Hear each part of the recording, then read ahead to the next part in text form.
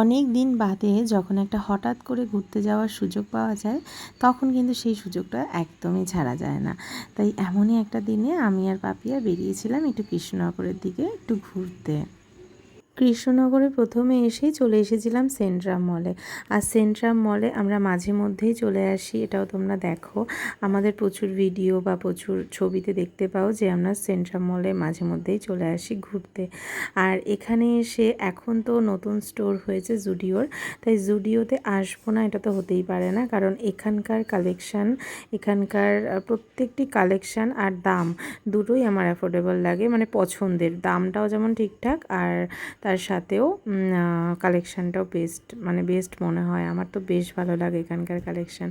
তাই এখান থেকে টুকটাক কিছু শপিং করে নিয়েছিলাম সেদিনকেও। আর শপিং করে তারপরে চলে গিয়েছিলাম একটা ক্যাফেতে একটু খাবার খাবো বলে, কারণ প্রচণ্ড খিদে পেয়ে গেছিলো। আর আমার পছন্দের ক্যাফে থাকে এই কৃষ্ণনগরের জোনাকি। তো জোনাকিটা না আমার বেশ ভালো লাগে, আমি কেন জানি না, তবে আমার এটা মনে হয় যে এখানকার অ্যাম্বিয়েন্সটা এত শান্ত স্নিগ্ধ, সেই জন্য হয়তো আমার বেশ ভালো লাগে। সবার প্রথম যখন জোনাকি উদ্বোধন হয় তখন আমি আমার খুব কাছের একজন মানুষকে নিয়ে গিয়েছিলাম, তো সেটাই মনে পড়ছিল ওখানে গিয়ে। আর এখানকার অ্যাম্বিয়েন্সটা না, মানে সামনেটা তো এরকম সাজানো সুন্দর থাকে, আর ভেতরে গেলে না মনে হয় যেন পুরো ঘরোয়া একটা পরিবেশেই মানে শান্ত, মানে ওখানে কোনো হইচই হয় না, আস্তে গান বাজে, আর খাওয়া দাওয়ার কোয়ালিটি তো ভীষণই ভালো। ক্যাফেতে এসেছি যেটা হচ্ছে জোনাকি কৃষ্ণনগরে, তো এটার অ্যাম্বিয়েন্সটা চলো তোমাদের সাথে একবার শেয়ার করি। দেখো কি দারুণ একটা পুরনো দালানের মধ্যে একটা সুন্দর ক্যাফে হয়েছে। আমি আর পাপিয়া এসেছি,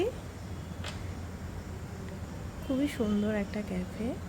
আমরা আপাতত বাইরেটাতে ফটোশ্যুট করছি, এরপরে ভেতরে যাব, দিয়ে তোমাদেরকে ভেতরটা দেখাবো।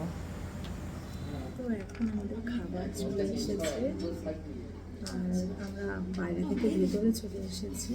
ভেতরের অ্যাম্বিয়েন্সটা বেশ সুন্দর, এরকম পুরোনো একটা বাড়ির মধ্যে একটা ক্যাফে, বেশ ভালো লাগছে। দেখো উপরে পরিবর্গার ছাদ, বেশ ভালো লাগছে।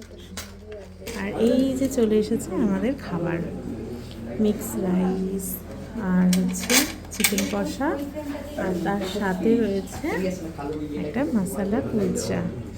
তো চলো এই হচ্ছে আজকে আমাদের মেনু, খাওয়া দাওয়া করে নিই।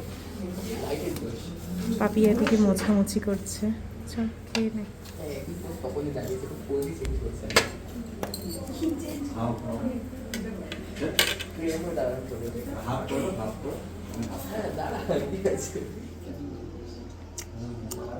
এখন হচ্ছে কুলচা, মশলা কুলচা, বেশ ভালো।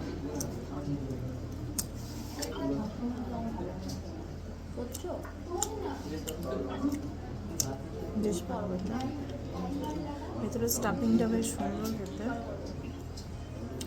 তো